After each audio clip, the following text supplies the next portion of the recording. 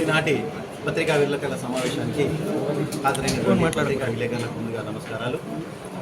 అంతేకాకుండా ఈరోజు నాతో పాటు వేదికను పంచుకున్న జిల్లా పార్టీ అధ్యక్షుడు రాగయ్య గారికి, పెద్దలు రవీంద్రరావు గారికి, తెలంగాణ రాష్ట్ర ప్రజలంతా గమనిస్తున్నారు గత 10 రోజుల నుంచి ఏం జరుగుతుందనేది. బండి సంజయ్ గారు, కేంద్ర మంత్రి గారి కొడుకు, బండి భగీరథ్ మీద వచ్చిన ఆరోపణలను బీఆర్ఎస్ పార్టీ ఒక బాలికకు అన్యాయం జరగకూడదని ప్రత్యేకంగా ఒక కార్యాచరణ ప్రణాళిక తయారు చేసి ఆ బాలిక తరఫున పోరాటం చేసి నిజాలను వెలికి తీయడం జరిగింది. తద్వారా సదరు బండి భగీరథ్ను అరెస్ట్ చేసి జైలుకు పంపించడం జరిగింది. మరి ఒక్కసారి పరిశీలిస్తే గతంలో కూడా ఇలాంటి సందర్భాలు జరిగినప్పుడు బండి సంజయ్ గారే పత్రికా ముందుకు వచ్చి మాట్లాడడం జరిగింది. మంత్రి కొడుకులైనా, ఎమ్మెల్యే కొడుకులైనా ఎవరైనా చట్టం ముందు సమానమే అని. మరి 9 రోజులు వారు ముద్దాయిని దాచిపెట్టడం తప్పు కాదా?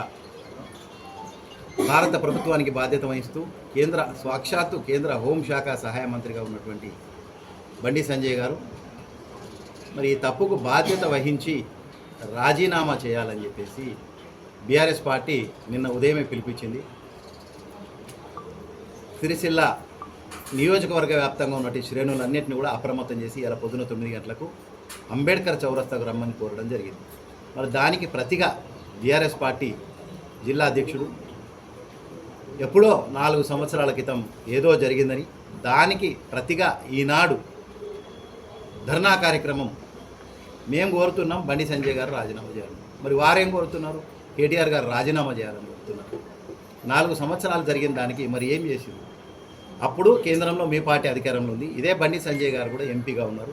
గడిచిన 2 సంవత్సరాల నుంచి కేంద్ర మంత్రిగా ఉన్నారు. మరి జరిగిన విషయాన్ని ప్రజలకు తెలియపరిచి ప్రజలను అప్రమత్తం చేసి పత్రికలు మొదలు ఏవైతే మనతో కలిసి రానప్పటికీ తప్పనిసరిగా పతాక శీర్షికలలో రాసే వరకు పోరాడింది బీఆర్ఎస్ పార్టీ. కేసీఆర్ గారు, కేటీఆర్ గారు, ఆర్ఎస్ ప్రవీణ్ గారు, అదేవిధంగా పూర్తి బీఆర్ఎస్ పార్టీ కార్యవర్గం అంతా కూడా రాష్ట్ర వ్యాప్తంగా ఈ కనిలో నిలబడింది. మరి ఈనాడు సిరిసిల్లాలో జరిగింది అయితే నిజంగా అత్యంత దారుణమైనటువంటి విషయం. మేము ఒక ప్రోగ్రాం తీసుకున్నట్టయితే దానికి ప్రతిగా బీజేపీ వాళ్ళు తీసుకోవడం నిజంగా తప్పు. అది కూడా ఇంకొకటి, మేము ఏ వేదికనైతే ఎంచుకున్నామో అదే వేదికను ఎంచుకోవడం తప్పు.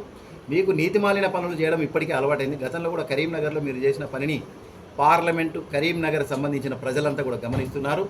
రానున్న రోజుల్లో ప్రజలు తప్పకుండా వారి తీర్పు ఈ పరిస్థితులన్నింటినీ గమనించే ఇస్తారని చెప్పి ఆలోచిస్తూ ఇంకా ఇప్పటికైనా మించిపోయింది లేదు. బండి సంజయ్ గారు ఒక చిన్న మంచి పని ఏం చేశారంటే వారి కొడుకును అప్పగించినాను. అదే చక్కటి పద్ధతితోని వారి మంత్రి పదవికి కూడా రాజీనామా చేసి, ఎందుకంటే ఇంత పెద్ద కేసులో ముద్దాయికి జరగాల్సింది చట్టరీత్యా జరగాలి కాబట్టి మీరు అధికారంలో ఉండగా అది జరగదు. కాబట్టి రాష్ట్ర ప్రజలంతా ప్రత్యేకించి కరీంనగర్ పార్లమెంటు నియోజకవర్గ ప్రజలు గమనిస్తున్నారు. కాబట్టి మేము తీర్పునిచ్చిండ్రు, మీరు మంత్రిగా ఉన్నారు. మరి మీ తప్పు జరిగినప్పుడు ఎంత పెద్దవాళ్ళైనా గతంలో కూడా లాల్ బహదూర్ శాస్త్రి గారితో సహా వారి శాఖలో తప్పు జరిగినప్పుడు రాజీనామా చేయడం అనేది ఒక సాంప్రదాయం. ఆ సత్సాంప్రదాయాన్ని ముందుకు తీసుకుపోయి రాజీనామా చేయాలి. లేని పక్షంలో ప్రధానమంత్రి నరేంద్ర మోడీ గారు ఏ విధంగానైతే ఉత్తరప్రదేశ్లో ఇట్లాంటి కేసులు జరిగినప్పుడు వారి ఇల్లు కూల్చివేస్తున్నారు, మేము అట్లాంటి అమానవీయమైన కోరికలు కోరడం లేదు. మీరైనా బర్తరఫ్ చేయాలని చెప్పేసి డిమాండ్ చేస్తున్నాం. జై తెలంగాణ.